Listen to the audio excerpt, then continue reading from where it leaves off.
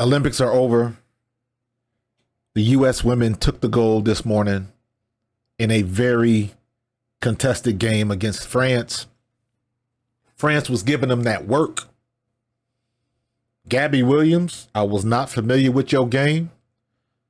I hope to see you in the W sometime in the future. Apparently you used to be there and something happened and prioritization and all of this kind of stuff. I'm going to have to look into that. The WNBA is an international game because you got so many international players. If they're going to be infiltrated like the NBA has been, and the NBA is a global game. But what can be said now, number one, there is no gap between American basketball and European basketball. In my opinion, there is no gap. It does not exist. There is not a clear advantage that American athletes have with basketball. Basketball started here. We invented the sport. That thing.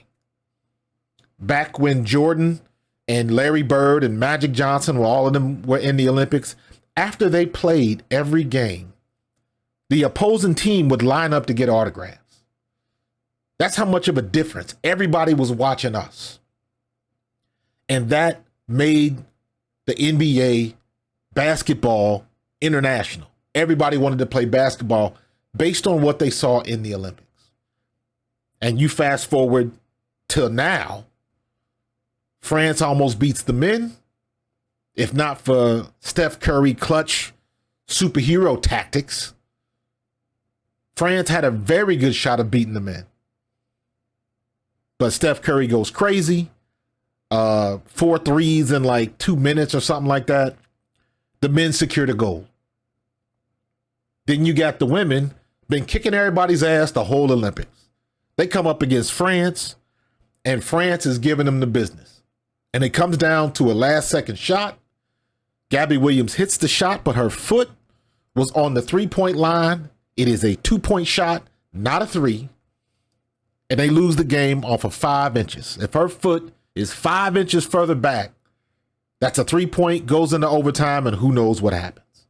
The European game is as good as what's going on over here in the States. Don't get it twisted. Whatever advantage we had in the past is gone.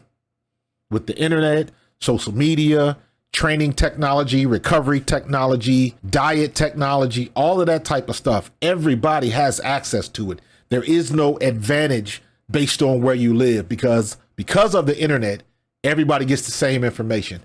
Everybody can find out the same workout regimen you used. There's no secrets anymore. So it all comes down to who puts in the most amount of work and who is the best team on any given day. Today, the U.S. women were better by just a little bit. And I've already seen comments and I've already seen content created talking about Cheryl Reeve should be fired. The game shouldn't have been that close.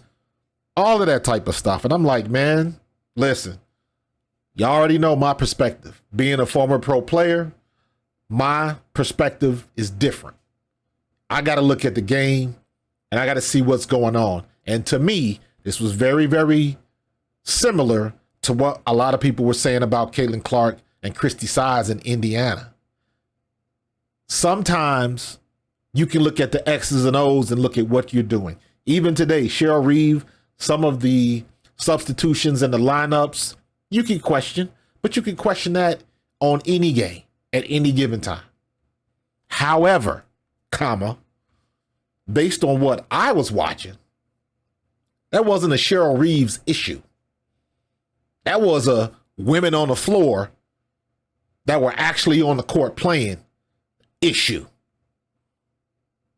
Check this out real quick. Now, take a look at this. This is, for the game, this is all of the missed shots by the U.S. team. All of the missed shots. And take a look in here. Look at this. Look at this. Look at this. Look at this. Missed layups. Missed. 2, 4, 6, 8, 10, 12, 14, 16, 18, 20, 22, 24, 26, 28. Now, this is all of the stuff in the paint. I'm not counting all of this out here by the free throw line and the mid-range shots. You're going to miss shots. But I'm just looking at everything inside this little key right here. Inside that little half circle in the paint. Look at all those missed shots.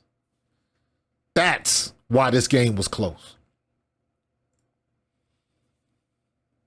A lot of those missed shots is because France was contesting. And the shots that the U.S. team were making all through the Olympics, they didn't make today. They were struggling. Somebody was in their face. Whatever game plan France had was working. And they were frustrated. And those stats show the proof. It wasn't until in the second half, Kahleah Copper came alive and kept the U.S. in this game. A'ja Wilson got the MVP for the Olympics. I don't contest that at all. A'ja Wilson is as advertised. Their big three was A'ja Wilson, Breanna Stewart, and Jackie Young. Jackie Young showed up in a big way during the entirety of the games. However, in this game, she fouled out. Kahleah Copper went to work in the second half and kept the U.S. in that game and got them crucial buckets. A'ja Wilson gets the credit, but Kahleah Copper won this game. If you watch the game, you know exactly what I'm talking about. So all of these people talking about Cheryl Reeve should get fired and blah, blah, blah. She got exposed and nah. Because at some point in time, the women that are on the court got to be responsible for the product that they put. And they couldn't hit a mirror in the bathroom for a couple of minutes. They were missing layups in the paint. And they hadn't done that the whole Olympic series. But the other part of that is, in spite of how bad they played in the gold medal game, they still found a way to win.